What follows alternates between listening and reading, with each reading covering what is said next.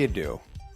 It's your pal Mike Squires, and this is the Couchress Podcast, episode number 254.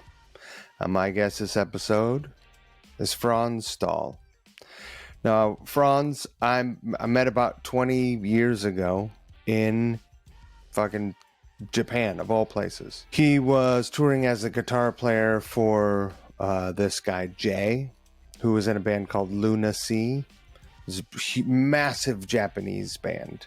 And super cool, nice dude. Didn't know anything about him. And as we went through, we had a handful of tour dates. I found out, he was in the Foo Fighters. Oh wow, that's cool. He was in Wool. Oh, he was in Wool with his brother Pete. Wait a minute, he was in Wool. He was in Scream. Oh shit. So Franz is a bit of a DC hardcore legend. Scream put out a number of records on Dischord, and as it turns out, some 30 years after their first record, they are putting out another record on Dischord.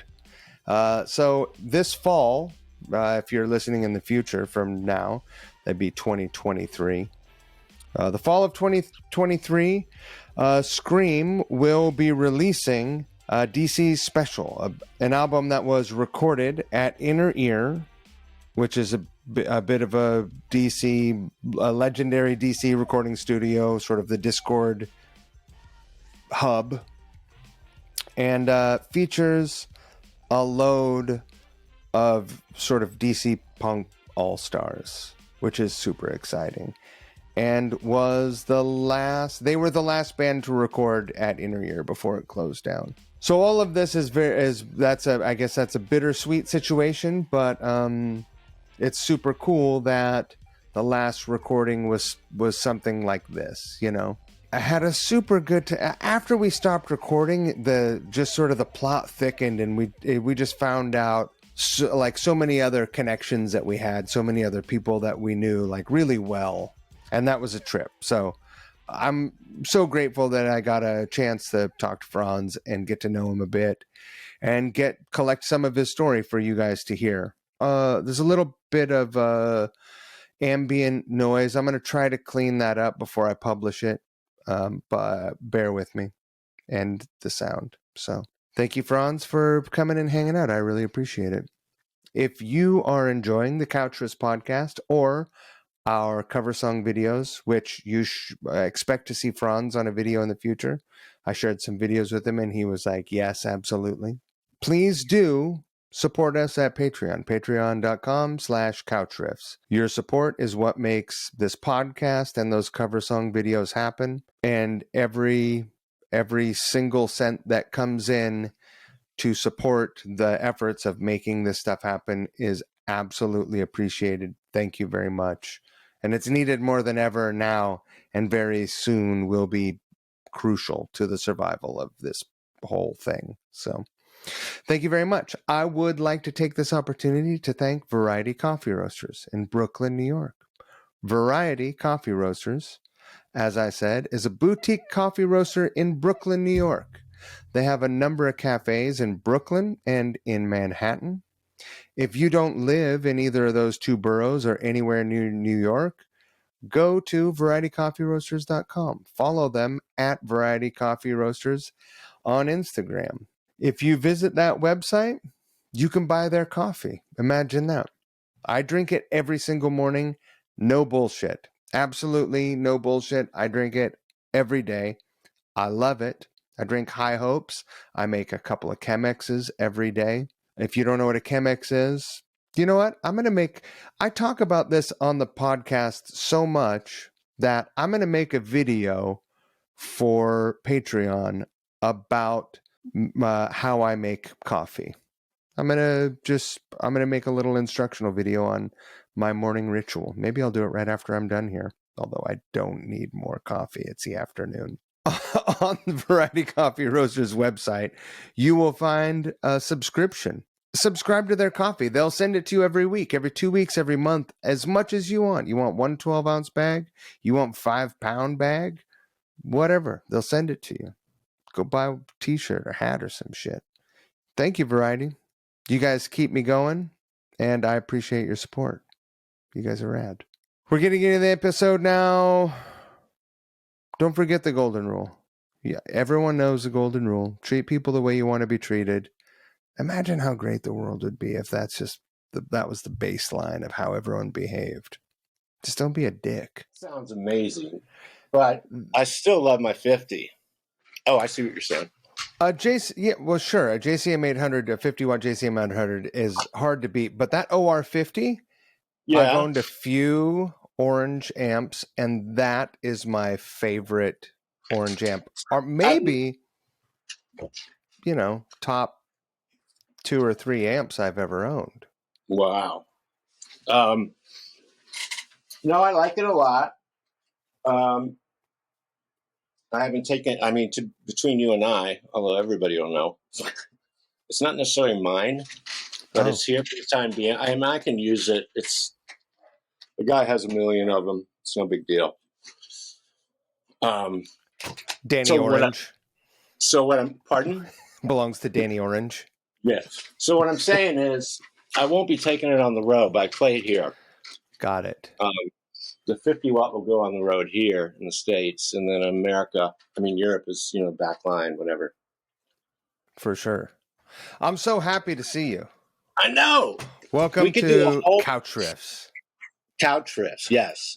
And immediately I knew it was a guitar show, or music in general, but concentrating on guitars. Well, it's not as guitar nerd centric as you'd maybe think, but right. We get into it for sure. I have a surprise to show you. You have other people. You have drummers on there. You have all. We just had Drummer Awareness Month. Really? Drummer Awareness Month was last month at Couch Riffs. A friend of mine, he wanted to do a solo record, and he's like, "Yeah, I'm gonna go down to the music store and get some shit." So he goes down there, and he's like, "So I want this.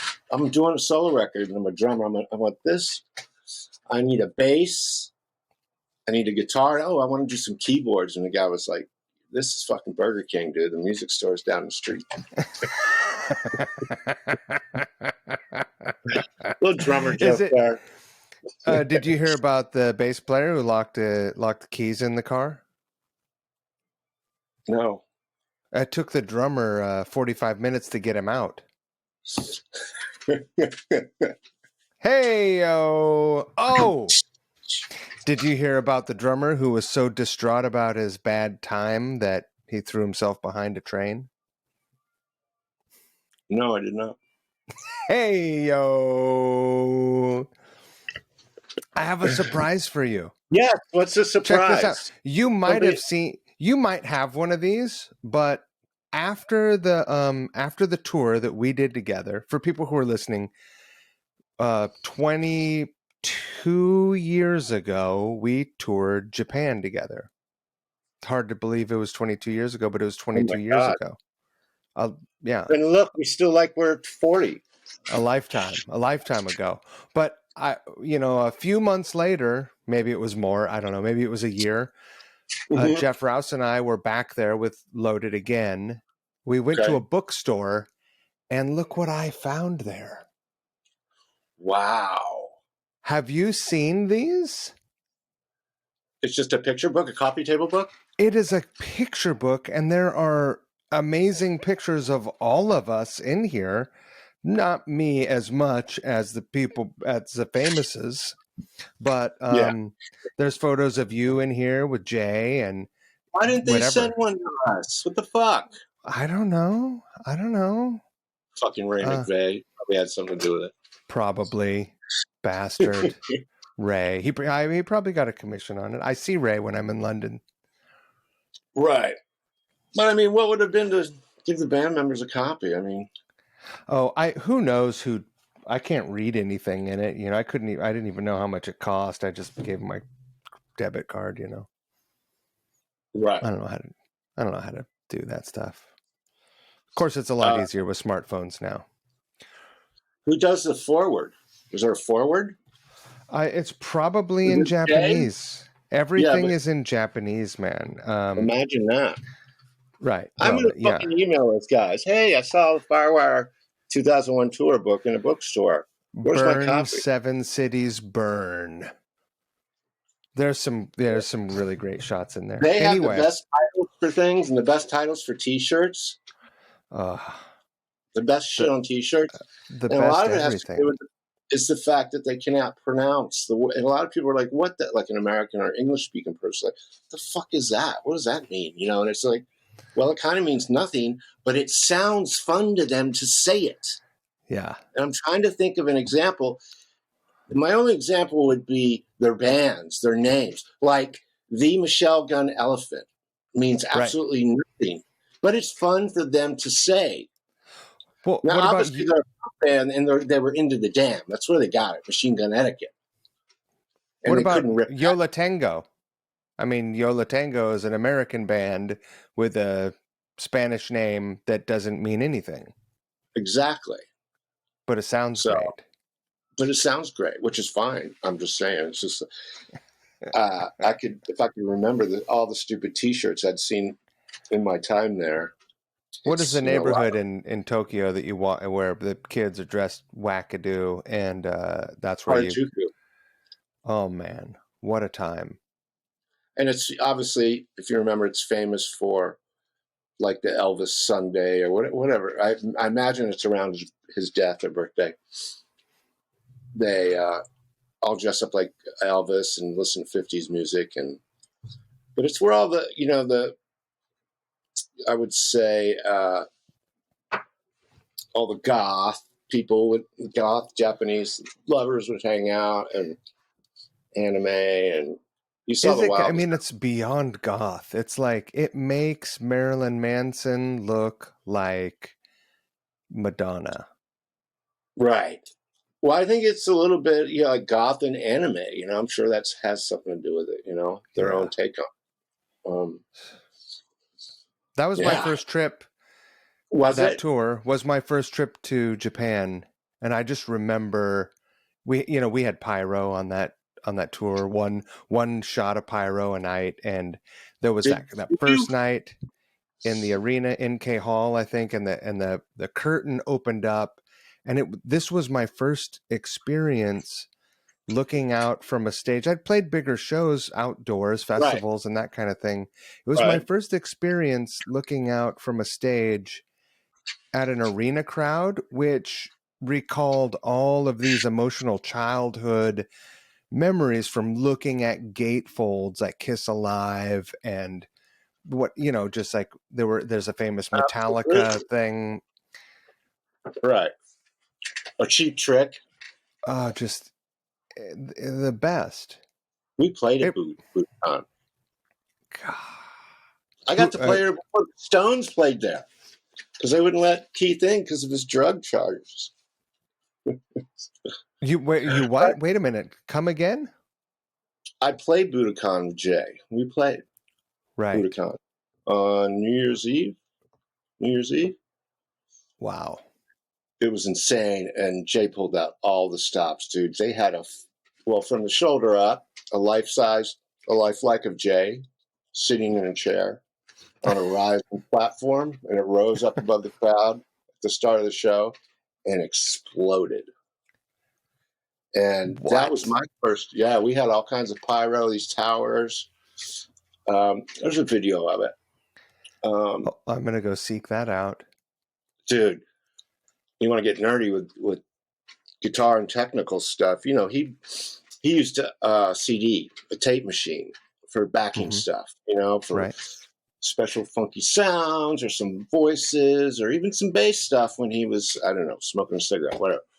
Um, Second song, Budokan.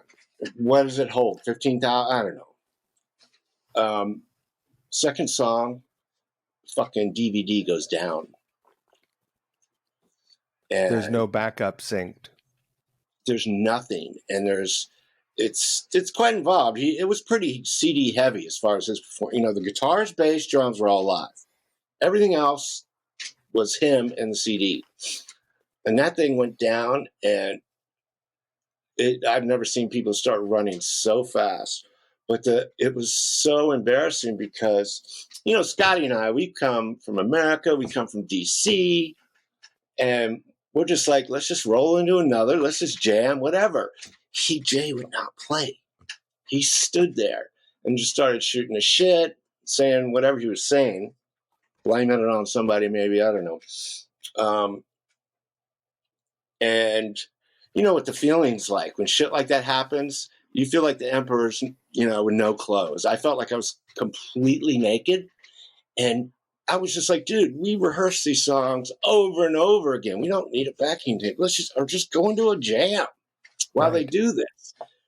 But what felt like a few minutes felt like eternity. And it was obviously they did whatever. I didn't exactly see, rolled in another machine, whatever, and we got it going. But it blew my mind that he did that instead of showing how good we are, because we're a good band. And fuck yeah. But the thing is that the lighting, the explosions, everything, and the CD, it's all timed out, and they can't deviate from that shit. They could if they wanted to, but they wouldn't deviate for maybe. That's what was my thought, was that they didn't want to fuck up the overall show. Was it being filmed? It was. Shit, they were always filmed. It was being filmed, both video and audio wise. It's a good show. Wow. It was my first rock show. I had a fucking... I could run all the way to the side of the fucking arena, like fucking Slash or whatever. Yeah. And go up these stairs, and it was so much fun. Japan is the funnest. It's the best, and I hope we can get over. Scream's got a new record coming out in the fall, and it's fucking amazing. Had a bunch of friends of ours in DC and throughout to come in and play on it, and we're really stoked. I think it's some of the best shit I've written. Took me like 2 years to write it. How did you find 2 years? Hey, well, yo. Yeah. Exactly. Hunkered down in the COVID era. My brother and I, sorry, do you mind this? No, go right ahead. What else do you do? And sadly, our drummer and our bass player really didn't have the technology to do what we're doing right now. So we couldn't set up anywhere and play from a distance, because 2 of the guys live in DC and 2 of the guys live out here on the West Coast. Did someone not? I live near Troy, New York. I was going to ask you where you live. Oh, Skeeter lives in Troy. I live just south of Albany. Yeah, no, I just learned that an hour ago. He can do it at home now. He just did one for Drew Stone for Hardcore Chronicles out of New York. Awesome. And so he does have the capabilities to do it. And I saw it, bits of it, and it looked fine. So if I can give you his email, whatever, if you want to reach out, I'll go right up to Troy. And he's a better storyteller than I am. But yeah, it'd be nice if we could get him on here, especially as we start to push this record and yada yada yada. Yeah, I would love to. So let's back it up. Let's go all the way back. Do you remember? I mean, as I understand, there was sort of music around home when you were young, yeah?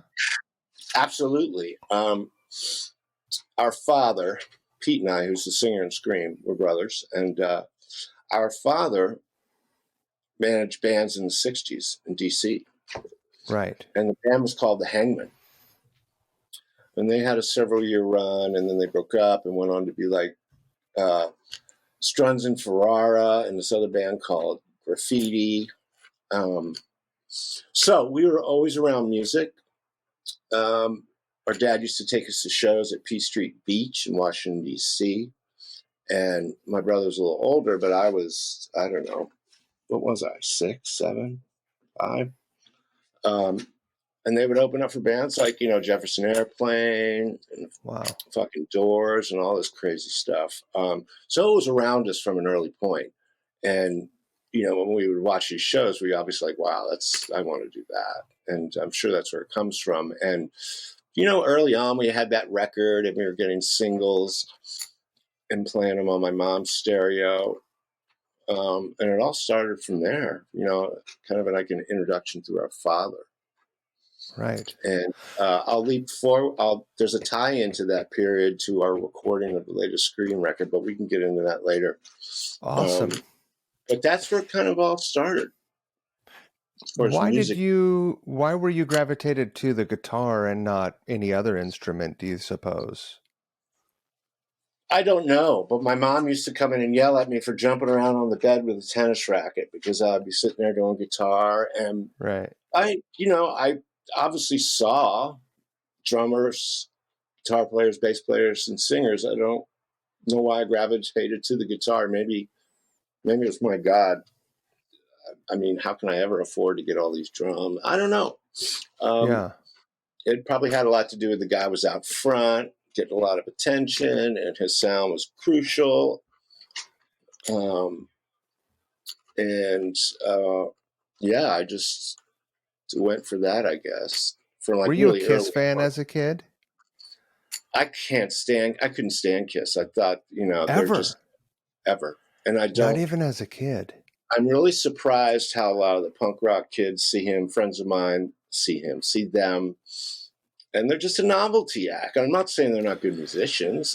Although I did like that single they did in late 70s, early 70s with Peter Criss singing, Whenever I Saw This. That's a fucking great song. Which one? It's, I don't know the title. I know you know it once. Is it is the one that sounds like Rod Stewart? Yes. Yeah. Sounds just like a Rod Stewart song, right? Yeah, and it was around that Maggie May era too, I think, that it was out there on radio. I dug that song. I like that song. But when Kiss when I became aware of Kiss through my friends and stuff, I was heavily into Southern rock and jazz and stuff like that, but mainly Southern rock, specifically the Allman Brothers. And wow. And Duane Allman is the hugest influence in me and my guitar playing, it sneaks out my guitar playing, whether I admit it or not. It's just part of my guitar playing. It's part of my growing up with guitar. And then it was that, of course, all the other guys, Page, Clapton, a lot of Jeff Beck. And then, should I not be chewing gum? Is that bad to be on camera? It's okay. Maybe just, you're not making a bunch of mouth noise. It's okay. Okay. Then, of course, into the punk era and stuff, when Captain Sensible is huge for me. But I mean, Sure. If you ask me I have tons of guitar players like everybody does who they like. But I would say that Duane was my initial into actually playing. And that's how I learned how to play guitar. I mean, I took a couple lessons and the guy was like trying to show me the circle fifths and wanting me to play, Mary Had a Little Lamb. I was like, dude, I want to play Smoke on the Water, And it's like, yeah, well, you have to get your structure. And, I was like, I want to play Smoke. I want to rock. I want to do it now. You know what I mean? I don't want to do it 6 months from now. So being so into the Allman Brothers, I used to just spin Allman Brothers records and just play to them. And before I could even really do solos, it's like, I started playing slide because I could actually mimic it. And I didn't have to do this. I didn't have to be lightning fast, whatever. So I started by playing slide guitar. And I love playing slide guitar, though it's never really on any of your music. I've played it before on some of our music, but that's how I started with slide guitar until I developed my fingering. And then that's that's pretty surprising to hear. Yeah. But super cool. Have you ever done a deep dive on Duane Allman stuff? Like with all this shit that he played on Muscle Shoals? Yeah. And a lot of people don't know about that. In fact, I was just talking to somebody about it today. One of the greatest recordings ever is his playing on Wilson Pickett's "Let It Be." I mean, "Hey Jude" Dude. is fucking insane, and he played with all There's kinds of session musicians, He's on and that so first did Boss Jimmy Gag Page. solo album, which is incredible. Yes, and so did Jimmy Page. Jeff. Yeah. I mean, a lot of those English guys cut their chops doing session work because they got paid. But fucking Jimmy Page, he played on Who records and all these records that you didn't even know if you do a dive on him. All kinds of stuff. But yeah, the Dwayne stuff, I love that double album, not solo record, but just all his work on the double album where he's fishing in the swamp, the cover. Anthology, I think it's called. Anthology. They have a great version. One of my favorite versions of Midnight Rambler, which is live. Because it just does all these little subtleties, kind of dances around a little more instead of straightforward in the studio, and it's so beautiful. Wait a minute. So how old are you when you're getting into because his playing is, deceptively sophisticated. You don't typically think of slide guitar as being sophisticated music, except for it maybe in the last 20 years, but he was changing the game, right? Well, yeah, he was. How old are you when And you're getting into this? it's what, 74, 75? In real time, as they're releasing it, you're into it. Like you're fucking Oh yeah, that 10? stuff is coming out. Yeah, and a little bit older. Some of that stuff, I would say more like, I can't tell because my brother was playing all that shit before we were even doing stuff. The Right. music was always there. It didn't become a mainstay till sixth grade and junior high. So, and that was 75, 76. So connect the dots for me how you and your brother went from, and I've talked to Brian Baker, and he told me how it happened for him. Did he But tell tell you me the new how, record? huh? Did he tell you plays on the new record? No. It was a couple years ago, so it probably was before No, it yeah, happened. That's absolutely. amazing. Yeah. He does a Rad. song. He did 2 songs, and yeah, his part comes out on the digital version, not the vinyl. But that's neither here nor there. Well, tell me how you connect the dots from being Southern rock kids and learning, slide Right. solos to discovering punk rock and like diving in head first. Well, so we're always listening to like new music or anything. I mean, we started listening, my brother had the first turntable, because he's older, had a job, whatever. So he had the first turntable. So that was my entry into hearing music and new music through him. We listened to a lot of jazz. We used to go see jazz. Got Larry Coryell and all these other guys. And it was the only place I could get in because I was underage at the time, but jazz clubs kind of overlooked that. So listening to a lot of jazz and Southern rock and just all kinds of other stuff. And the guys that we hung out with, we would do jams at their houses, in their garages or basements, just kind of getting our first feel as far as playing music ourselves. And a lot of it's Southern rock. And a lot of it's garage rock, the Seeds and all this stuff that we started hearing on college radio is what it is. We were so much into music that we were trying to get it from all sources. And college radio was a big influence.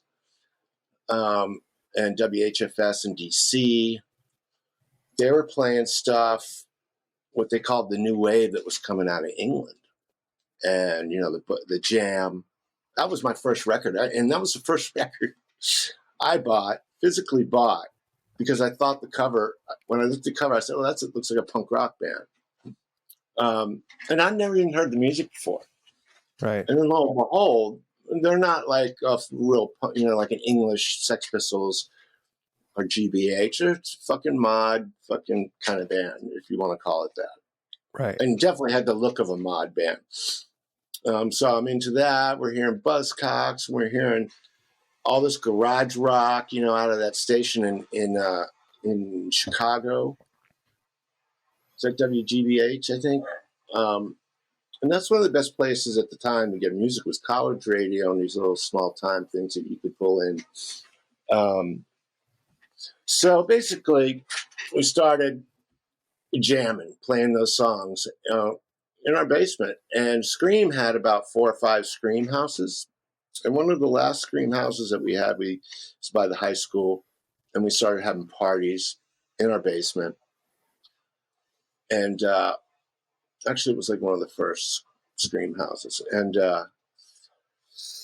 we would have these big parties on the weekends, and we would be playing music, and different people would show up. And it started to become a thing, Before it was just a handful of fucking jocks starting trouble, and a few of our friends. And by the last Scream house, there were hundreds and hundreds of kids coming to these shows. Even punk rockers from DC, like Ian and those guys, came down because we started writing our own shit. And we were covering old punk band stuff too.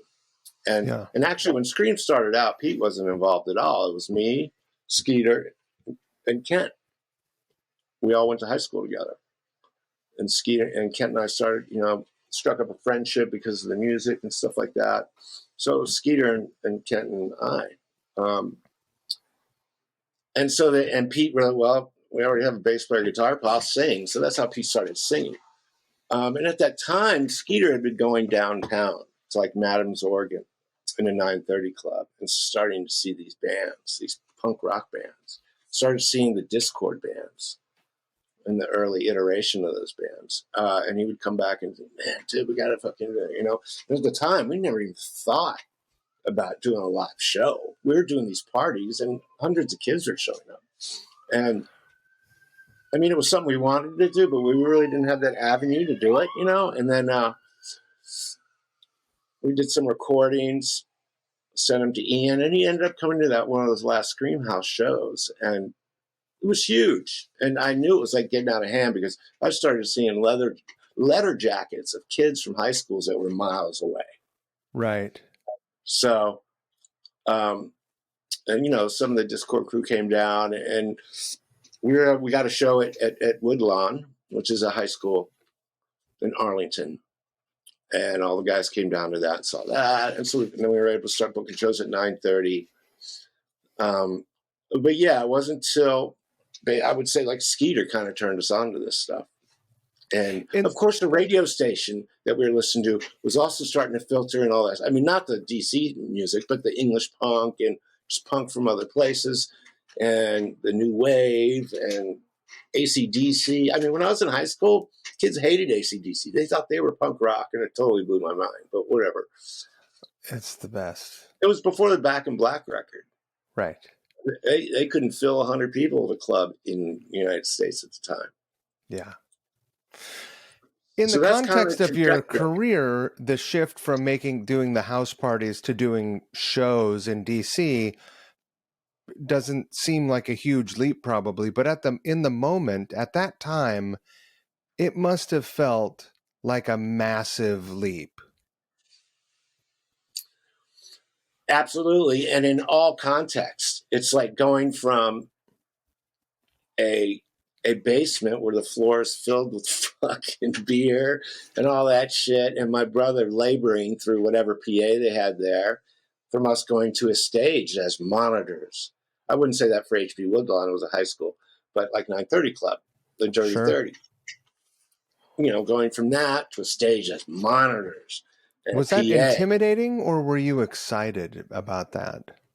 Totally fucking excited. And intimidated at the same time, because we're not learned in a lot of that stuff. And We'd obviously been in the studio before that, so I was familiar with the workings of amps and, you know, speakers and how that all plays into it all. But no, it was like to be on the stage, you know, and a microphone where they can fucking hear me sing. Oh no. And, Were you guys able to tap into any of the musicians' knowledge of like the folks that your dad had around, or were you? I mean, because there is a lot to that. There's a lot putting a PA together, just knowing how to plug an amp in and do all of it, right? Were you right. guys That was kind of self-taught, you know. We didn't spend all that much time on my dad's band, right? and certainly not speaking to them in a technical aspect at all. We were too young. We weren't even playing in a band. Right. So no, but later on, you know, as we all were dicking around in garages and borrowing equipment and had those old PV stack PA speakers, Yeah. you know, and one fucking head. And I mean, it's trial by error, and you eventually kind of get a handle on it. And like I said, going into a studio where a guy's guiding you through and teaching you. So no, the Hangman didn't really have any part in that. We did that on our own. So, yeah. and No internet back then, kids. no, and you know, so that leap from basement shows to the clubs were a big deal. It made us, I wouldn't say feel important, but yeah, kind of important, and like you kind of arrived, and people are really kind of into you, and which is really cool. And Yeah. so, and you know, when we went down and saw those punk bands for the first time, or more specifically, when we saw the Bad Brains for the first time, That's exactly what I was going to ask you about. it's a life changer, and it just, you know, the rest of the DC bands was like, fuck, we can do this. That guy's me. We can do this. So we went home. It's like, we're just going to write nothing but original material. And we love the way this shit sounds. And we love whatever you want to call it, punk. We love the fast music. I mean, we love everything. I mean, our talent range at the time limited us to basically doing punk rock. There's no way we could do fucking 11-minute mountain jams like the Allman Brothers did or any of that shit. So it was an obvious step for us. And so it was just, yeah, we was like, we want to do our own material, and you kind of have to if you want to get a club gig. And we certainly didn't want to be a cover band. So I don't want to dwell on this for too long because I want to talk about you and the band and the rest of your career. But will you talk just for a moment on the impact and importance of Bad Brains? Well, to me and our circle of music and our friends and me in my brain, like I said, it was a life changer. It was the most amazing thing I'd ever seen musically. And for some reason, because I think a lot of it has to do with, even though it was really super fast, Dr. Knows, the way they wrote the songs, there was this, it's kind of like how people kind of talk about how Kurt Cobain, Nirvana has this Beatle thing, which is true. They do. It was kind of like that with the Bad Brains. I'm not saying they sound like the Beatles. I'm saying it just, they hit the right notes, you know? It was more sophisticated than Chaos. True. And it was, yeah, I'm a true believer in in melody that just runs through our body. And that's a whole other story. But anyway, I've never seen another band like that. There's never, ever will be another band like that. And to be at a live show, you know, where the hair comes up, just everything, just raging, and all of a sudden break into a reggae song, and everybody fucking, it was mind blowing. Right place at the right time. It was, and it's such a drag because you could try and explain that to somebody even better than me, what it was like to go to a Bad Brains show. And even play them songs or show them video, but you can't even touch the surface of what it felt like to walk into that place and the Bad Brains explode before you and play. I don't know how other people have explained it to you in their personal interviews, but it's really probably the hardest thing to try and pin down and explain verbally. They are, I think they're the most important American punk rock band. Well, that's the next thing. They're probably the most important, at least on the East Coast. They were. They didn't invent punk rock, but they just made it better. Yeah, and I will say everybody tried to copy them in the sense they established what Scott Garrett and I lovingly call that DC swing. Right. And which I tried to copy all the time. I copy it to this day. Just a set DC swing, as I like to call it, which I think was created by the Bad Brains. So yeah, I mean, I could go on forever and ever. And actually, my brother and Daryl from the Bad Brains, they wrote a song for the new Scream record, and it's fucking badass, and sounds like a Bad Brains song, and you're gonna fucking love it. It's that makes me really happy. It's so ripping. And we tried to get him to come down to play his, but my brother went up there and they worked on it out there. I couldn't get him to come down. So, Scream does it, but it's fucking sick. That's amazing. All right. So you guys start, after that little sidestep, you guys start playing in the clubs, and it's happening for you guys. I'll play it for you at the end of this thing. We won't do it. You know what I mean? I'll play it for you. I don't know if that's really all work. Amazing. Okay.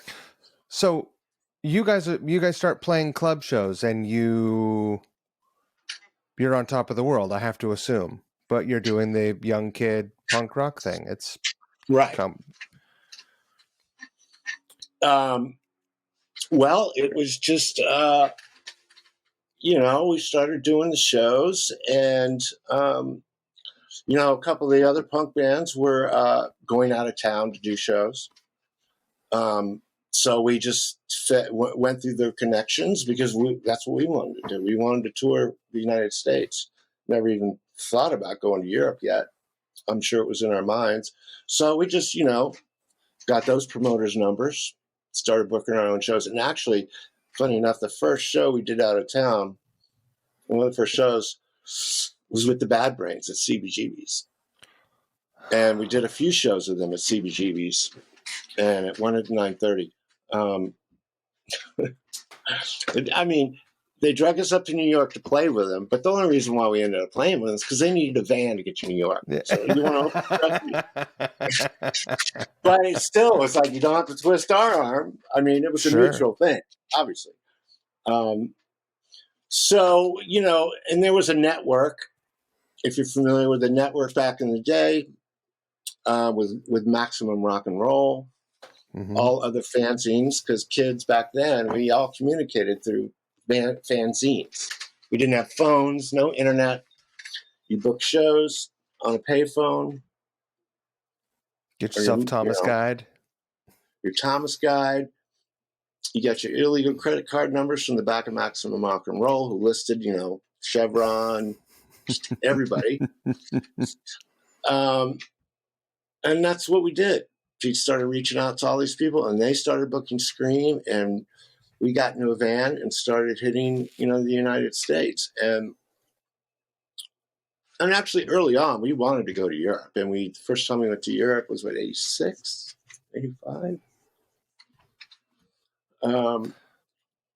Give me some lightning bolt moments where you had revelations about what you were doing, because you're a young man at this time, and you're fully dedicated, clearly, and you remain, which is that requires a lot of endurance, as any musician. You mean a lightning moment, like I have arrived in some fashion, or this is going to be harder than I thought, or just any that you can have many revelations along the way, right? But as a young person, you're a much more empty canvas. Yeah. I mean, it was always hard. I mean, but it was something we wanted to do. You know, putting 4, 5, 6, or even 11 people in a van and touring across the country is hard. And playing shows, it's hard. But it doesn't feel as hard when you're in your 20s, and it's just so much fucking fun. And you're getting paid to do this, and all the other things on the side that come with touring and playing shows, and the people you meet, and the bands. And I will say, when you know, from growing up in the 70s and the whole arena rock era, when we played, what was it, the Olympic Auditorium in LA, and I stepped out on that stage, and it was just vast and deep, and you know, I felt like fucking, you know, Jimmy Page or something out there. You know, it was like that was kind of like I really arrived. I was like, wow, because my wildest dreams, I'd never thought of that. You know, 10 years prior to that. So, but I mean, there were many moments prior to that where, you know, it was like, this is what we do. And we, you know, we do shows, and we love doing this. And regardless of how hard or what happens, we're going to, you know, I think more the arriving moment would have been recording, you know, because that's when you're really laying down your mark, your music. You hear it differently when it plays back for you also, right? It's an interesting lesson to learn, because you're only hearing it blasting in a room as a kid, and then you get in the studio and you record it and you're like, oh, listen to that. I can make this tweak or that tweak. It's more of a tempered animal in the studio. I didn't think it was that drastic a change from, but I know what you're saying. That's kind of hard to explain in a way. Aside from the repetitiveness of studio work, right? But when did you guys finally get to Europe? 86, 85, 80. Wait a minute. We went to, the record came out, first record came out in 82. I think we went to Europe the following year with Ken. How old are you in 1982? You're not 20, right? You're like, I'm 61 right now. So in 82, you're just graduated when I was 18 in 1980. So you're 19. Yeah, I'm 19. So you're 61? I'm 61. Damn, son, you look good. Well, keep doing it. That California lifestyle. Dude, I quit smoking in January 5th. Good for you. Of this year, and hit the gym every day, if not every other day. Well, unless I'm working, but yeah, I try. I mean, and a lot of thanks to my parents for their good genes. You know, what was the question again? Well, we were talking about when you finally got to Europe, and you're young. You're 19, right? Yeah. You're 19, maybe 20 years old. Yeah. Oh my God. Tell me about your first trip to Europe. Well, England was very interesting. I mean, it was, talk about hard. I mean, America, you have electricity, you know. In 82, it was a completely different world. It was the years of Thatcher that basically destroyed the middle class, which made the poor people even look worse. It was a very depressing time. That was a great thing about music, you know, because that's where people were happy. But it was really hard living in England at the time, and it was just like the photos, you know, the rain and the grayness that it always had. And it was very English punk rock, just like the pictures, you know, the fucking people with the fucking fins and all that crazy stuff, you know. And I was a little, not scared, but I was. They did kind of, a lot of them did scare me in a way, because these guys are wild looking, and we were just like in t-shirts and fucking pants. I still won't fuck with English football fans. Like, forget it. They're maniacs. They're fucking crazy. It's hooligans. Yeah. So basically, you're playing fucking taverns, pubs, Mm-hmm. and we didn't have a lot of money. We stayed in a lot of squats, which was crazy. We'd stay in tenement houses, squats and shit, where the guy would he'd leave to go to work or whatever. Could don't answer the door. Somebody knocks on it, because it's the councilman or whatever. Because they go in and they fucking rig their own wine for electricity or for plumbing. You know what I mean? But most of the time, it was always cold water. So you're living in squats, and it was cool though. It was a community of people, very political, very active in the community as far as the protests and just against the fox hunt and all that crap. Was that tour also? Did you do that organized through Maximum Rock and Roll, or did the label help you? How did you guys? No, they didn't help us at all. But Dischord, they had a distributor in Europe, the Conquerel, and through Southern Lord, which is a famous studio and record and distribution company. Through them, they helped us book the tour, and through the numbers off the numbers off that magazine helped us pay for the phone calls. But it was those guys that helped us book it, and through other friends and people that had already gone over there, and so it was through those people, and so he did some show. Wait a minute. I'm sorry if I'm a little foggy in my ears. No, it's okay. It's it's remarkably adventurous compared to the hoops that kids have to jump through today by comparison, right? Right. No, it was tough. It was all done by phone. And obviously got paid very little, but we'd go over there and rent a little fucking van or whatever, and whatever crappy gear we could get. It wasn't like there's all kinds of backline companies now and Sprinter vans and all that kind of shit. And it was hand to mouth, and played with a lot of cool bands. And so that first time was 85, 86. It was not 80. The record came out then. It wasn't till years later that we went to Europe. When you guys came back from the first trip, did you feel triumphant and like, I can't wait to go back and do this again? Yeah, and we went back several times. In fact, we were going there before, and no other Dischord band had been there. Minor Threat never even got there. Back then, it was a handful of bands that were constantly going there. One was Scream, DOA, Black Flag, Toxic Reasons, and No Means No. That was the top band. Fucking No Means No. Kennedys, they came. Yeah, No Means No. Oh. It seemed like every time I was over there, No Means No was playing. And I think the Dead Kennedys did come over eventually, or been over there, but it was limited. Dude, it was so limited that we played our first tour. We played England, right?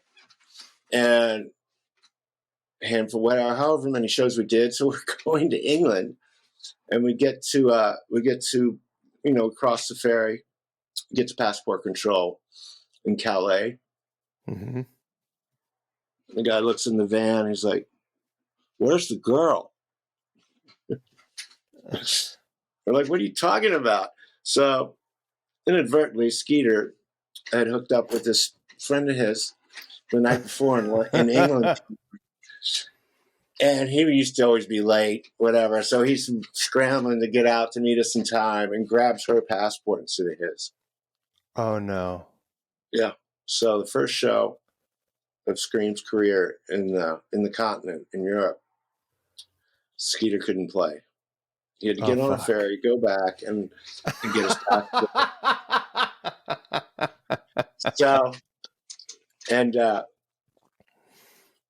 So we went on. Great. But when we went to Europe, we had two guitar players, which was luckily for us, because we lost our bass player. Right. And Harley was our second guitar player. So him and I just figured out we He played some and I played some bass-wise. So we play in Amsterdam. And there were so many kids there.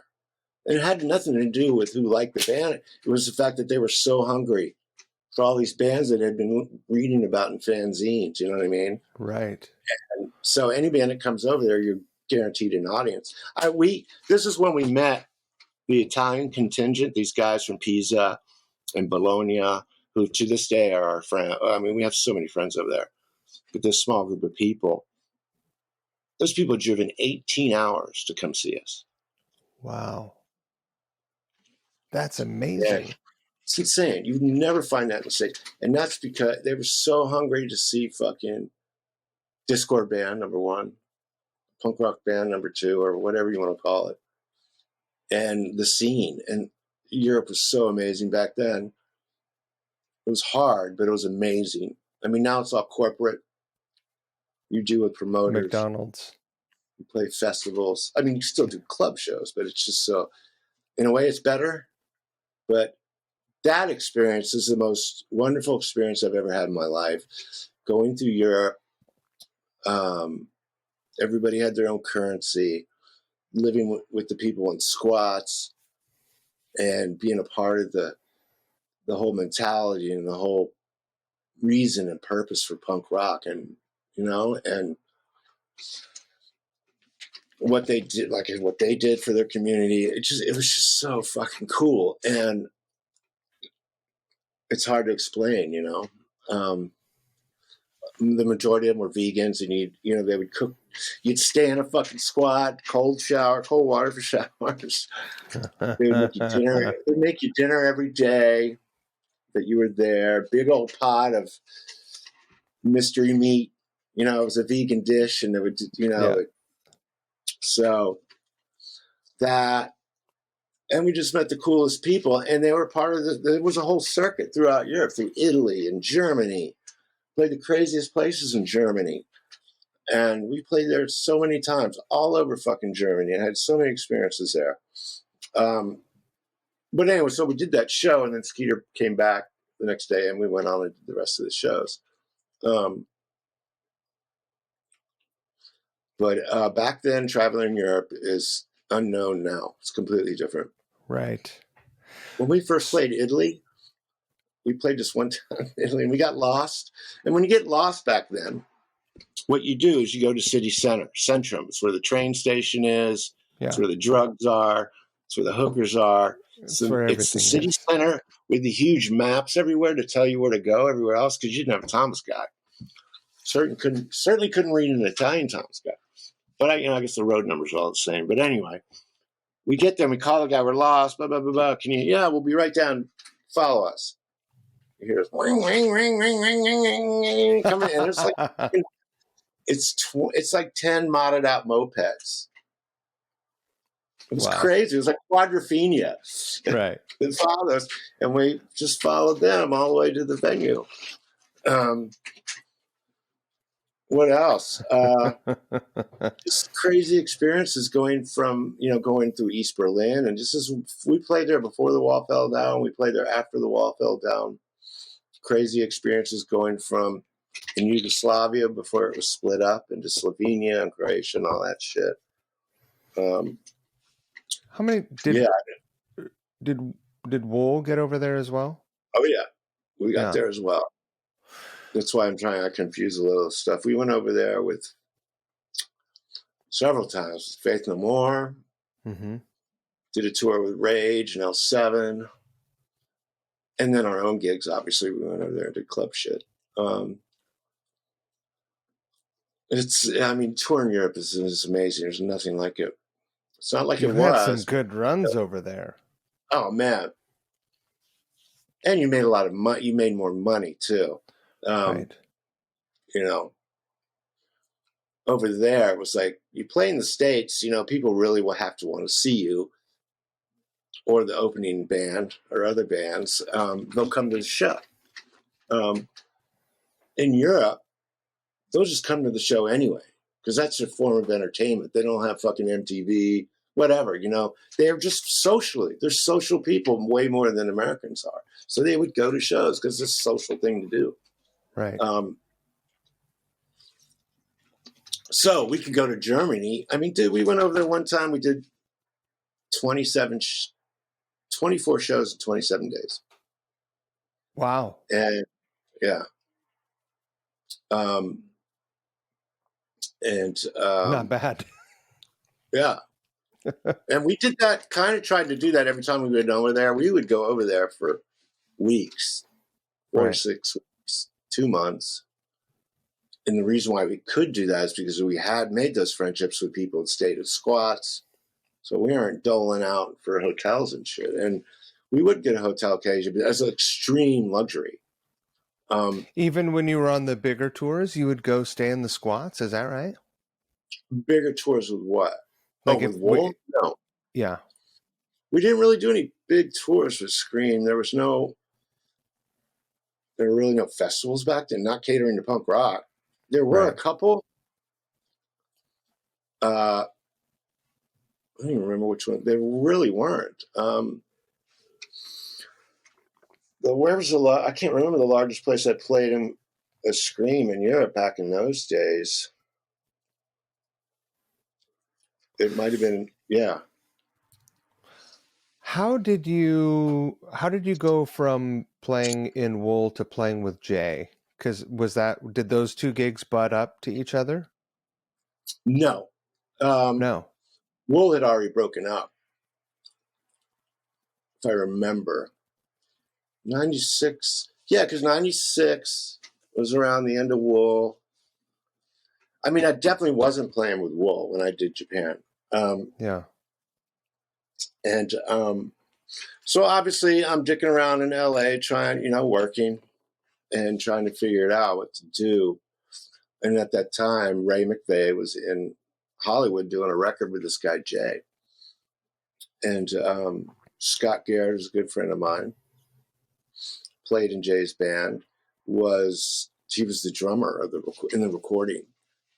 And he just called me one day, hey, come down, hang out. So I came down and hung out, and we met and stuff like that. And then, I don't know, after a while, when they got close to finishing the record, Jay expressed that he wanted another guitar player for the live stuff. And if you didn't know, Jay was the punk rock kid in Lunacy. He had his finger on the pulse as far as what was going on. The other guys in the band were, they were very Japanese. They weren't. Right. But Jay was like the punk rock kid in the band. He's younger than those guys. And so he did a solo record. And then, so he needed another guitar player.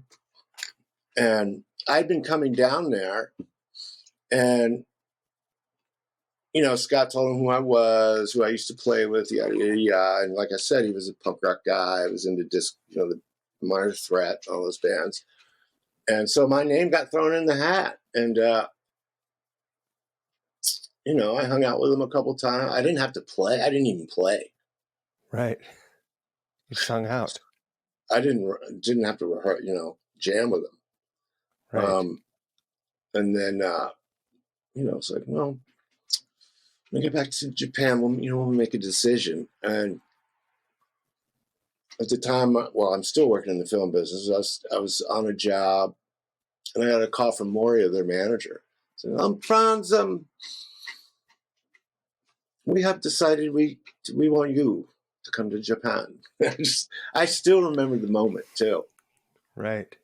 We've decided, yes, we want you to come to Japan. And it was the most amazing thing to happen to me.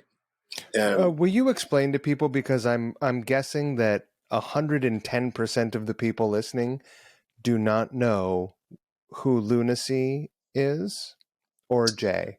Will you explain who Lunacy is? And what I do know, Lunacy is a band from Japan, a rock band, very dramatic. The Japanese music, the music they play, it's rock, it's pop, it's very thematic. They went through changes visually, obviously, like any band does, but they're in their heyday. They're very, I don't know how much your listeners are familiar with with the Japanese scene through the years and the rock scene. It's very dramatic looking makeup and crazy stuff. All of it. I mean, there's all kinds of different bands in Japan. Theatrical, that's the word. There's different music in Japan, but for this band, Lunacy, that's what they were like. They're fucking huge, dude. They're like the Rolling Stones of Japan. Yeah. They would play 3 nights at Saitama Stadium or Tokyo Dome. It's so amazing. That gives an impression to your listeners how huge they were. And like I said, Jay was like the punk rock kid in the band.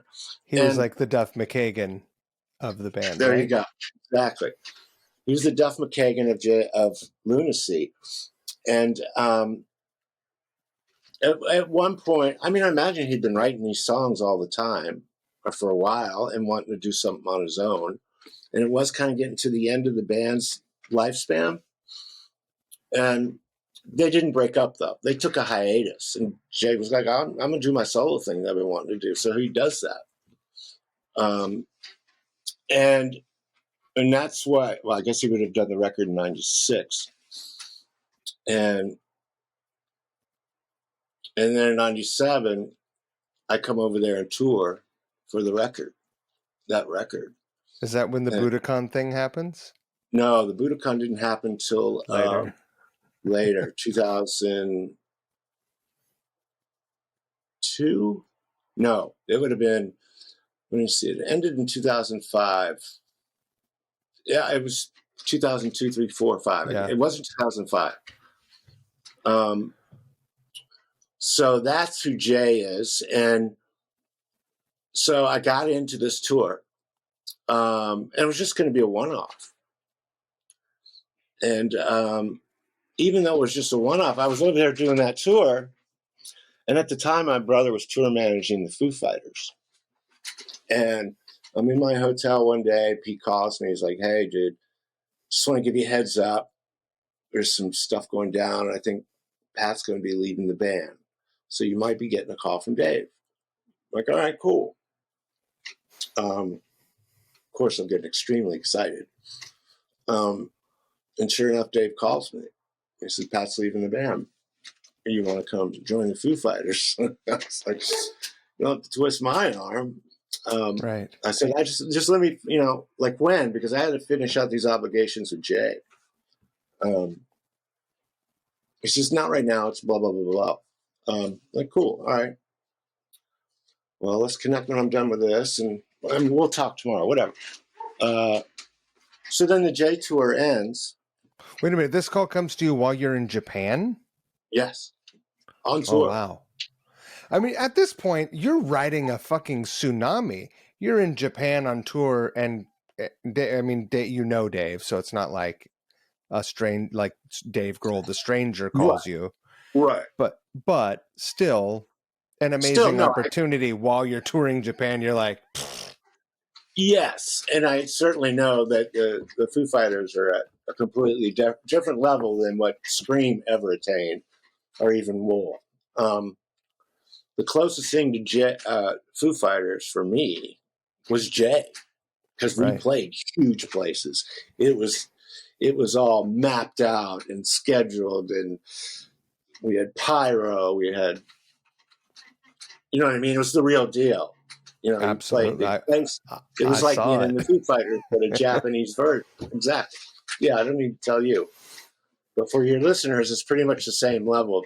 I mean, Jay did small club gigs too, but we did play huge places too. So now I do get that phone call, and I said, yeah, of course. Let me just finish up my obligation, and we'll figure everything else out. And so when the tour ended, I got back with him and found out what I had to do. So flew to LA, dumped my bags, repacked my bags, grabbed my wife and her baby, and went to New York. Met up with the Foo Fighters. Same day? It was the next day. Time-wise, no, it was definitely not the same day. Well, if you were coming from Japan, it was the day before. Yeah. So, Yeah, within those 24, 72 hour, whatever. Because MTV Wars were coming on. So if you look up MTV Wars 1997 and whatever that date is, then I could look at that and kind of tell you. But it was right away, basically. It's like the Was that your next day. first show? Yes, next day I'm in New York, and we're rehearsing Everlong. We only were playing one song, so then I had to learn one song. I was like, good.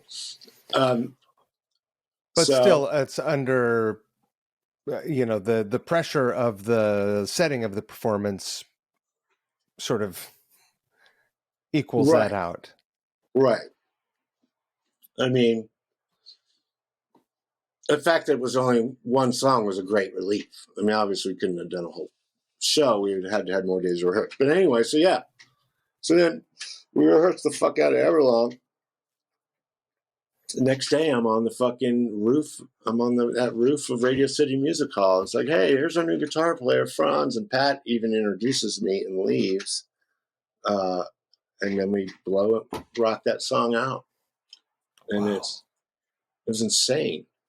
I was so tired that I wasn't nervous at all. I was so jet lagged and tired that none of it bothered me. So that was my joining of the Foo Fighters. And get a back pretty to grand Jay. entrance. It's a grand entrance. I would, now that I think back on it, I wish we had played more, but whatever. How much touring did you do with the band during your tenure there? For 2 years, I basically worked the first record in Color and the Shape for 2 years. Wow. So the J band ends. The J tour ends. I fly home and fly to New York and join the Foo Fighters. And that lasted till 99, 2000, 99. And so after the J tour ended, Jay went back to Lunacy and they, did shows and tour and whatnot. And I was playing in the Foos. And then when the Foos ended, I didn't know what I was going to do. At that time, we were living in Austin. Our family was living in Austin. And luckily for me, Lunacy finally had it with each other and broke up. So what was Jay going to do except go do a solo thing again and be Jay? He's got to do something. So, and luckily for me, he goes, I'm going to do the Jay thing again, and I want all original guys. So he called Scott and me up again, and we went back over there. And for the next 6-7 years, we were in Japan playing with Jay. Were you I can't remember. Were there other American dudes in Jay's band? It was me, there weren't, Fujita-san. right? No, it was just Jay, Fujita-san, me, and Scott Garrett. Right. That was it. And, recorded on a few records, did a ton of videos, did a bunch of fucking tours, for years. Did you ever consider reload? What's that? I was there more than I was home. I would go there 3 to 4 times a year, and I'd be there from anywhere from 4 to 6 weeks at a time. So I was kind of over there. I was at home. Did you consider relocating there at all, ever? I did. I loved it. I loved it so much, and even in the family respect, because it was so safe, and I had kids. I don't know if it's my connection, but you keep going out of focus. It's probably my wife. It will do that just for the bandwidth stuff, but don't worry, everything is capturing and uploading ship shape. All right, good.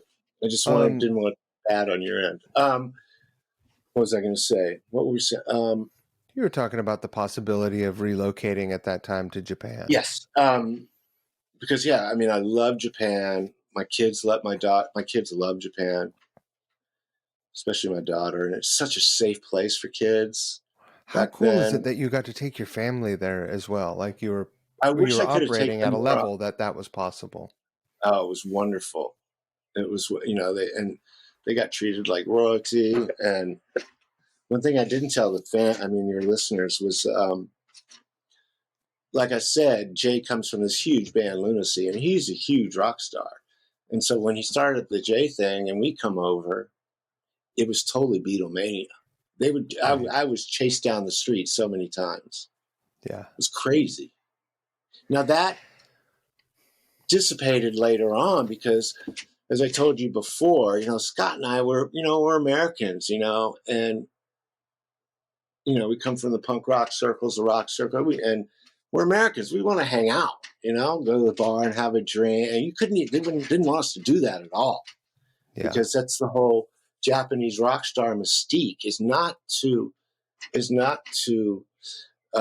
interact with the fans. It's to kind of keep this shroud of secrecy, which garners way more fanaticism and interest from the audience. Now we changed Jay in that way too, because the first time over there, they would send a minder with us sometimes, or they certainly didn't want us walking out into the venue.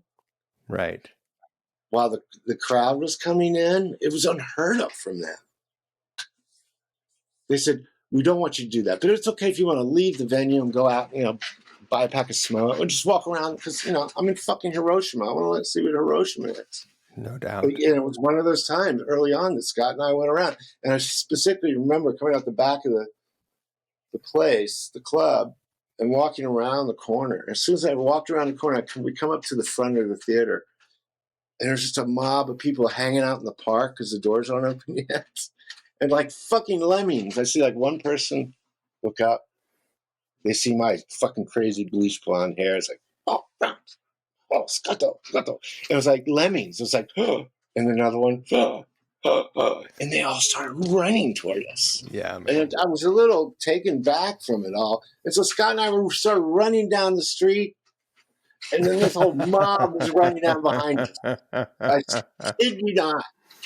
And it even got to a point where we're running, and all these people are following us, and we stop, and they stop. Right. It's like a Laurel and Hardy, like a... Yes. And then we start running again. They start running again, too. So finally I stop. I'm like, fuck this. And we turn around, we start walking back towards the audience, the crowd in the street. And we walk up to them. And some of these people are literally shaking and crying. Yeah. But that, like I said, that dissipated over the years because Scott and I were always, the Westerns. We'd come out and hang out to people and see people and sign shit. Yeah. And they started to get comfortable with us. Before, they didn't know how to act because, like I said, that's not how the Japanese rock stars work in that. How often, because, through this whole period of time, as far as being a working musician, you're getting incredible opportunities. Things are going remarkably well. At what period? Through this period of touring, like you're consistently getting, really all through the 90s, like compared to a lot of people that you and I both know who are also very talented. Like talent, we can probably agree, talent doesn't necessarily certainly doesn't guarantee you that you're going to get great gigs, or your band can be great and you're not going to necessarily do anything. But you are working, you're doing it. How many times are you thinking back and thinking, holy shit, the Scream House to this? I don't, I occasionally think about it, something will touch it off, and it'll come back. That was weird. Shit, lady. Do you get nostalgic for those times, or do you like having a robe? Yeah. Do you like to have a hotel room with a robe?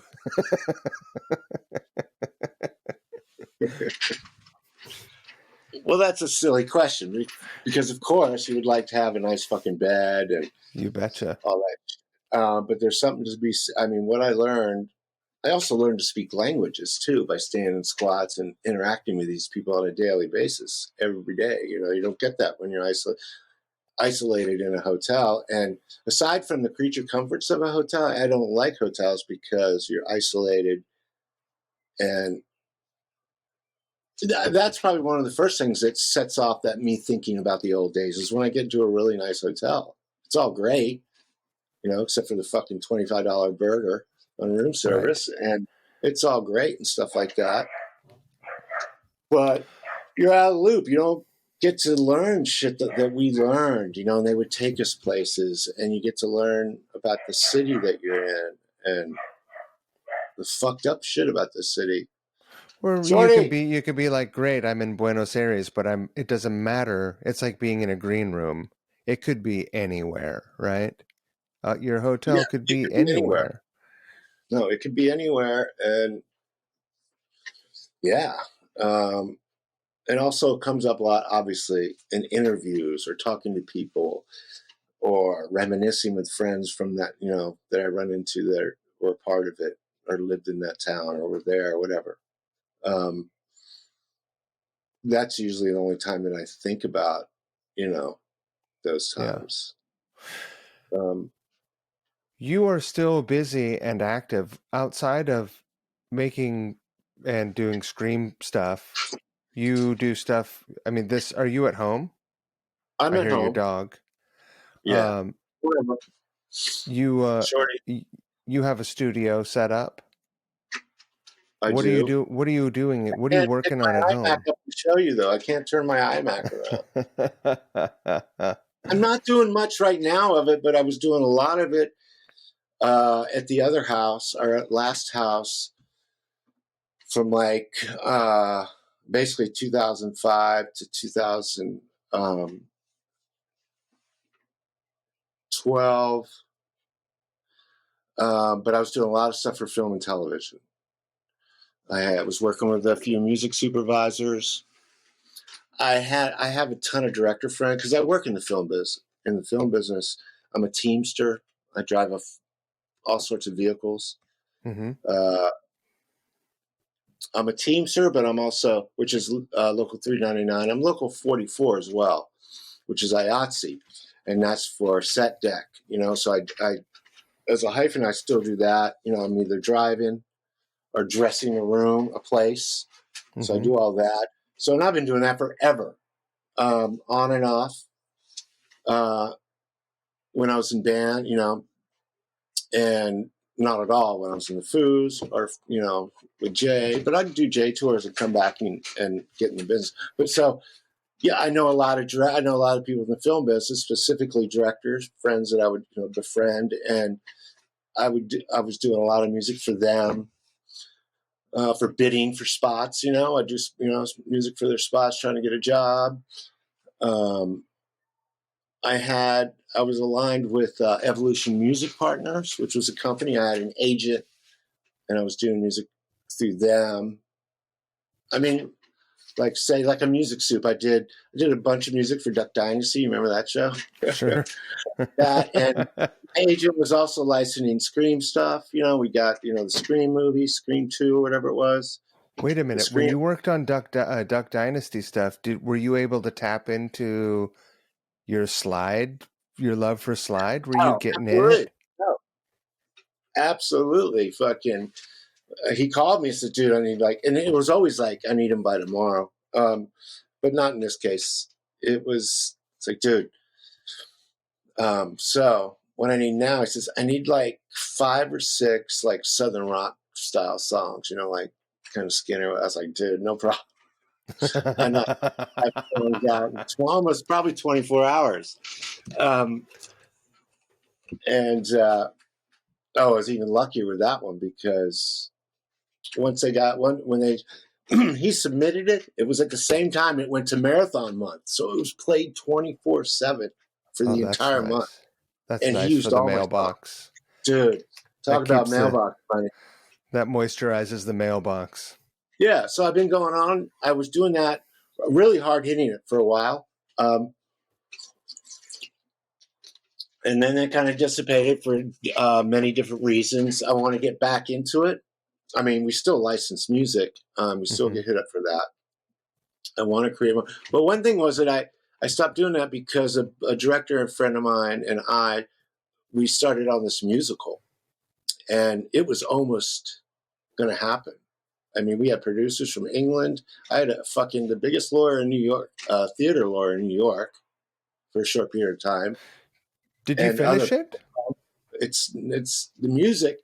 So what happened was he had the idea, and can you just, I need like a few songs just to kind of get some interest in it. Because he's a director. And for people that don't know, in the theater world, there's the music and then there's the book, which is the script. He's a director, and he certainly can't write a book. I can't write a book. So it was about this person, and so I read the book, I watched the movie, and I wrote like 5 songs, and they're fucking cool as shit. And did the 5 songs, and that's the only reason we got the interest. Had the conversations with people, the idea, everything like that, played them the music, and they went crazy for it. But it went from one producer 1 week, and then another producer another week, and I don't think my buddy was dealing with it very well. Then, like I said, that lawyer, I would get calls from lawyers in New York. So when is it that you're coming to New York so we can meet? I'm like, wait a minute, what are you talking about? I'm busy, man. Well, it was just unbeknownst to me, and it sucks because it's a great idea. How we were going to present it. We were going to present it as a great idea. And there was all these other economical and ways we could tie it in and get help through other people. And it didn't get that far. Yeah. And it was a bummer, but I spent a lot of time on it, and I want to bring it to life again. And I want to proceed. I want to finish it. It's my goal. One of my goals is to finish it.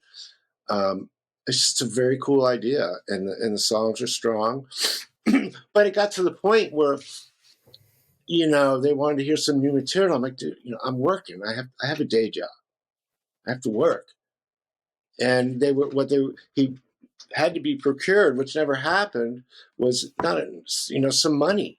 So that I could just, if they'd give me some money, so I could sit at home for weeks at a time and just concentrate. I could have finished all of the music.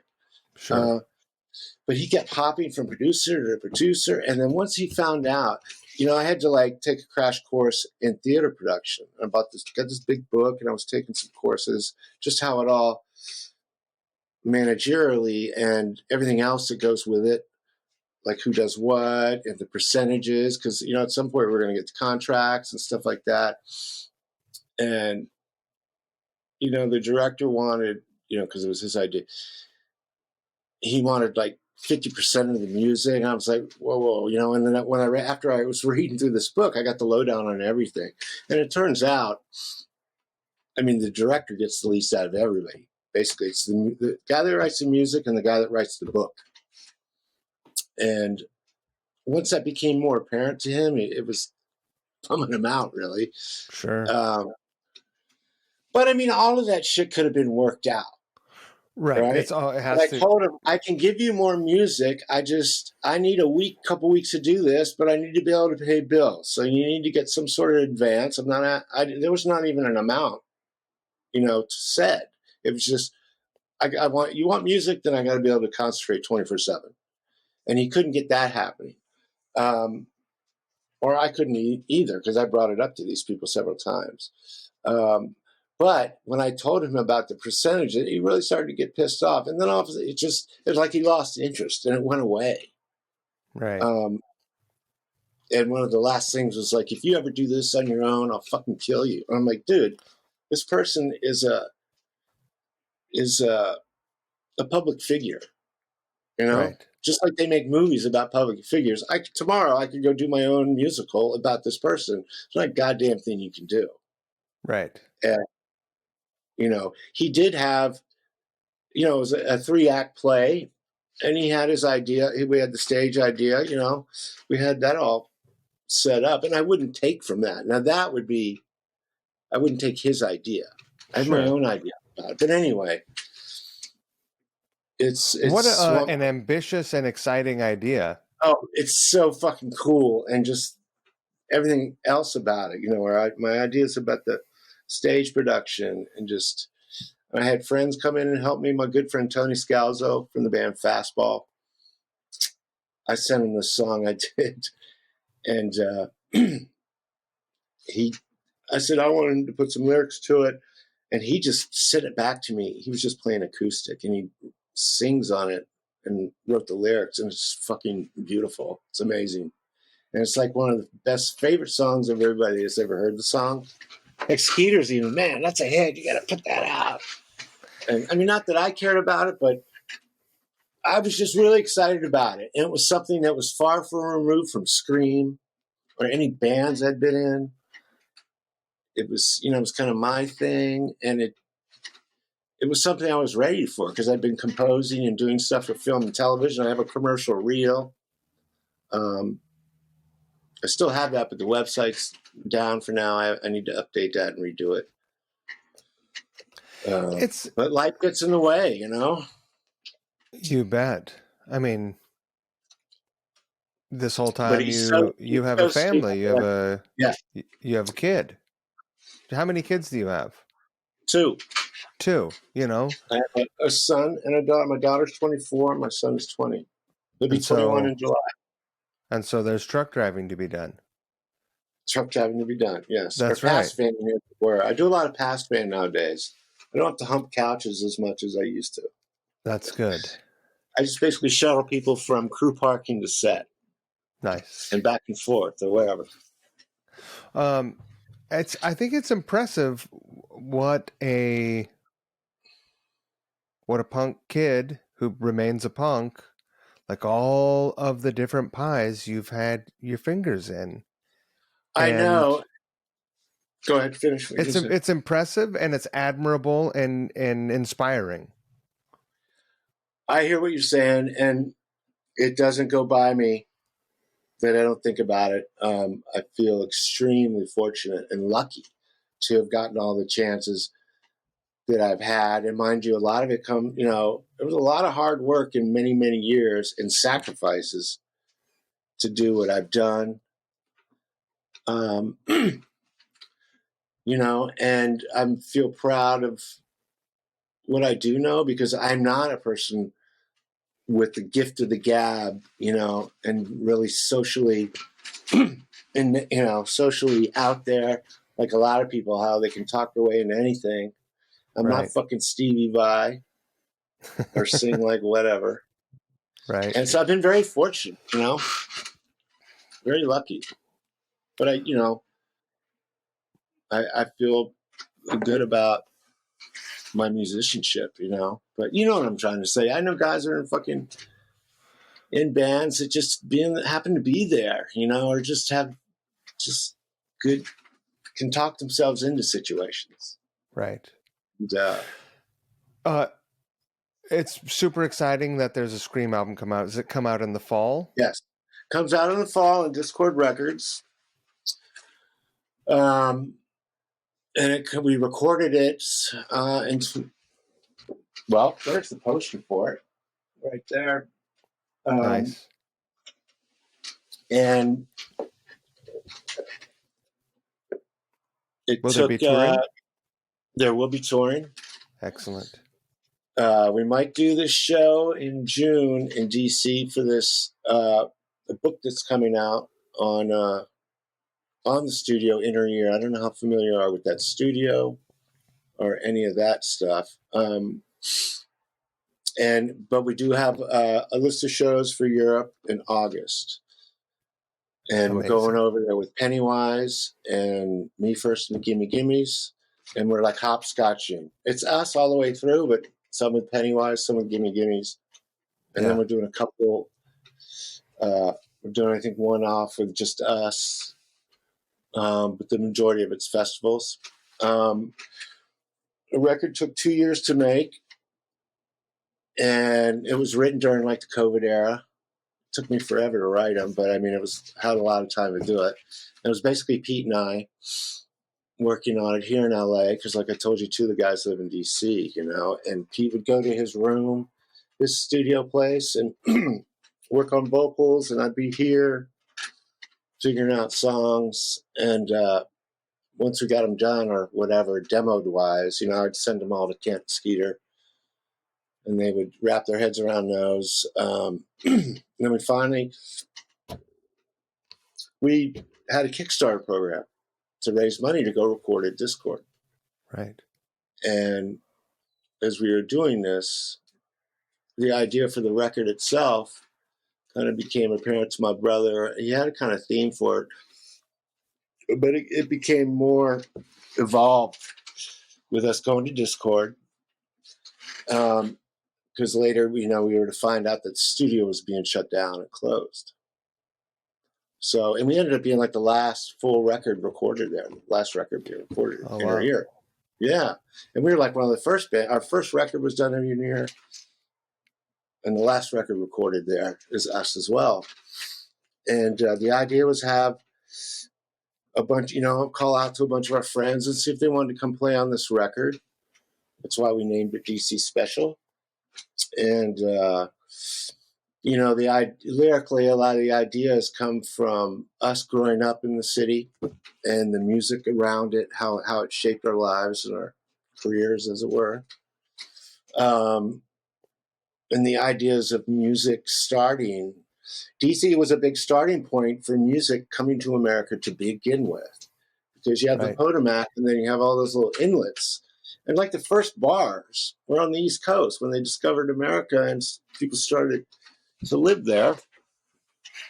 The first bars and the first touring musicians were all along these little inlets were what's the name of it? Were these places where the sailors would drink. They would drink and they would have live entertainment. These fucking shanties. Shanties. Yeah. And so when people immigrated to the States and started colonizing, especially in Virginia, which was the first place, they all came by water. So they would all along all these little inlets that feed into further deeper into the country. They had these little shanty shacks for sailors, for food, whatever, music, alcohol. And as humans expanded, so did that idea of the club. Right. So we have a lyric book which is kind of shows the DC metro area and the water and the inlets, and it all comes from there. And there's this, where we found out about that was this book called The Potomac, or Rock on the Potomac, something like that. And it's like this thick. And it starts from George Washington days and talks about, and before that, talks about when the first slaves came over and all this shit by boat. Right. These places had these places to go to, and that's where music was being played. And then it would go up into other areas. And it's crazy. So it's kind of like come from the first place that had music in the continent, North America. Then it goes on. And even in the book, it goes up to later bands in D.C. It goes from the Revolutionary War to 1980. Wow. It's insane. Was the idea of having so many, because it sounds like there are quite a few guests, either through songwriting or through actual appearances on the record. Was that also sort of a celebration of the studio and people who had come through those doors? Yes, and it all became apparent and more important because, like I said, the studio was going to close. And,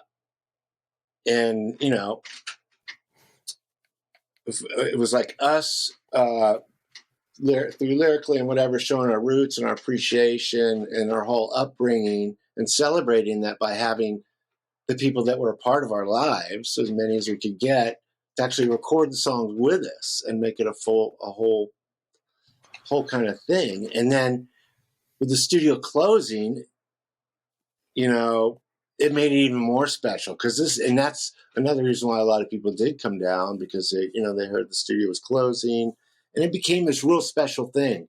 And my wife, her and two other people, Ferrara and I don't want to pronounce his name wrong. I used to call him Brenton. She came in and she documented the entire thing. We have 21 interviews. We have tons of footage of the recording process. We have, stills. We have 8mm and video. And so it became this whole thing. And people were coming to the studio every day in droves. And Grohl came in and played on it. So all these people would, people would just come by to get autographs. They would stand outside because this is not long after COVID. I mean, COVID's still going on, but it's eased up a little bit. Sure. We had to wear masks and stuff like that. So we had we had a little meeting place outside in the driveway outside of the studio. We had tables set up. We had speakers. You could hear what's going on inside. Nice.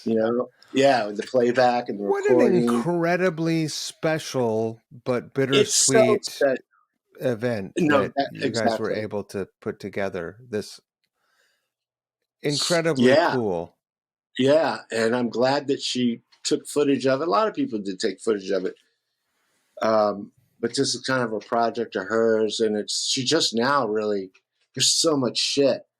She's just now finally finished all the interviews. There was just so much work. Right. It's not like she's getting paid to do it. She has to work too, so she can't do it every day. And what was I going to say? Shit, what was I going to say? It's okay. Something else I was going to point out. Oh, well, the fact that, we recorded it there, and that the first Scream record was done at the original Inner Ear, which was in the basement of Don's house. That's where the Bad Brains did the Black Dot sessions, the famous session where the band's inside fucking playing and recording it. HR is outside with a long-ass mic cable just fucking screaming, recording the record that way. HR's outside. He's not even inside. There's no cues from anybody. Right. Which is amazing. What the fuck? What the actual fuck?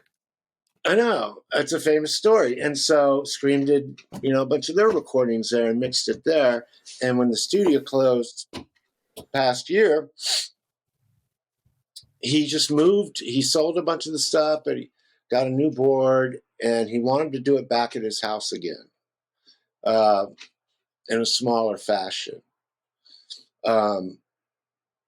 So he moved whatever back to his house. So here we are mixing the record back at his house.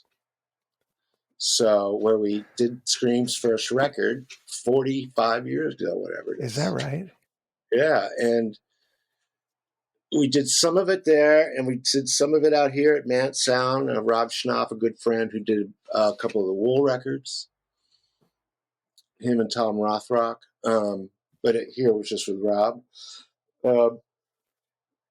It was really cool. I mean, we were kind of hesitant in the beginning because we didn't want to be the guinea pigs for his new board and him sussing out the sound and all that shit. Sure. And so to cover ourselves, we made sure we mixed it somewhere else just in case Dom wasn't able to dial it in. He says, it's just not working. I don't want you guys to go through this. Do you want to wait? We'll wait till, which we didn't want to do. We didn't want to wait. Sure. So we did. So release date this fall. Do you have a hard release date? I don't have a hard date. But I'll make sure I get that to you if you want it. And yeah. Very exciting. Yeah. And then it's all starting to ramp up, going over there this fall. And I think, and my buddy Giz from The Prodigy, he's going to come play guitar with us in Europe. It's going to be fucking awesome. And it's already set up to go back there. Already talking about going back next year and doing the UK in the spring, UK and Europe. And hopefully we'll get back to Japan. Do you think any of the old squats? Do you think any of the old squats are still standing? No, they're all fucking Starbucks now. And what? No, there's a few. There's there's still a few there. Yeah, but not like it was before. Of course. I mean, where was that one squat? Was it Bologna? No. Where was it? Well, I'll tell you a really cool story. This is one of the European tours with Grohl, and playing at the squat. And we stayed there for a few days. And when we got there, it was like half the ceiling. Oh, no, I don't know. As we were going. What were we doing? Did we play that already? I'm trying to remember how it panned out. Anyway, they would occasionally get attacked by the police, as all these squats do, because they wanted to kick them out or whatnot. Sure. In Germany as well. And a lot of the punks would just have battles with them just because they thought they were fascists and whatnot.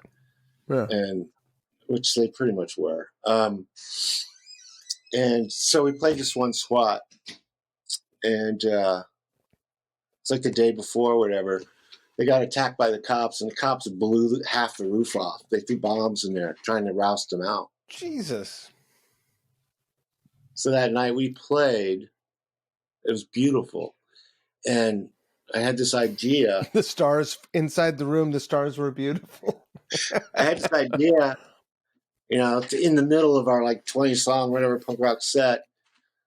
I wanted to have a break in the middle and I was fucking around with this kind of Spanish thing.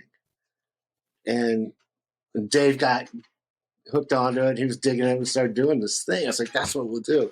So in the middle of the set, everybody walks off, whatever. And Dave and I, we pull out these little white chairs and we sit there and we play this thing.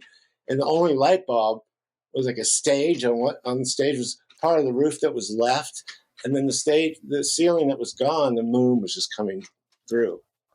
Wow. It was, and to this day, it always bums me out that there's no video or even stills of that concert. It probably wouldn't have even captured the majesty of the moment of physically being there, right? It was amazing. It was, one of those hair rising up kind of moments. But yeah, but no, there isn't, and even we don't, at this day, at our ages, we'd rather, not only that, we don't really party anymore. So, Right. If you stay at a squat, you're not going to get any sleep. So that's right. We stay at hotels so we can get sleep at night, take a hot shower, not a cold one. And it's just the way it is, Now you like to go to the bathroom indoors, right? Absolutely. Yeah. I mean, if we weren't making the money, and squats were still around, we would stay at squats. We'd have no choice. Do you think you would? Do you think that you would do it? Do you think you have that in you? I think as long as some of our good friends, I'd definitely stay with them. I could get free tattoos because some guy would be there and do tattoos really well, actually. Sure. I mean, I say that now, but yeah. In the middle of, I don't know. In the as middle soon as the sliding door on the splitter opens, you might change your story. In the middle of winter, I don't know. Let's just say I'd have to squat first. Yeah, sure. Franz, I've held you captive for well over 90 minutes now, and you've been amazing and generous with your time and your stories, and no worries. I talking to you and getting to hear some of your story and all the stuff you've done is I just want to reiterate, super inspiring, and I think yours is a life worth living. Like it's you've had a taste of everything. I have, yeah. I mean, and luckily, we're still out there doing it. I can't really think of what else. I mean, I just love doing it so much. I mean, I don't know what else I would be doing except for the normal job or whatnot. But yeah, but that ain't living. That's working, right? That's working, yeah. Yeah, and I hope to continue doing this until I drop dead on stage, as everybody always says. But it still can be hard, right? It's still, people don't understand that. You understand that, but I suspect you've probably got 20 more years of good touring in you. This shape you're in. I think so. Yeah. Unless I do this musical and becomes a hit, I can retire. You might not want to. Do you think that you would be happy retiring? Well, no, I don't mean retire. I mean to where my kids don't have to worry about anything Yeah, anymore. sure. Self, you think about all those things at the age I'm at, and you have to prepare for that. And Of course. so it'd be nice to have a a lot of fucking money for those purposes. Because I go visit my mother-in-law all the time, and she's at a home, and it's fucking sucks. Yeah. It's pathetic. No, anybody would much rather be able to afford 24-hour constant care and living somewhere nice, But anyway, that's a whole other thing. What are you doing musically? What are you up to? Well, I'm going to stop the recording before I start yamming her up. Nobody wants to hear about my bullshit. I'm staying busy. I toured a bunch last year. But listen, Right. thank you so much. I'm You want to hear gonna that? stop the recording, and then the video is gonna look a lot better too. Okay. Don't go away when I stop. I won't.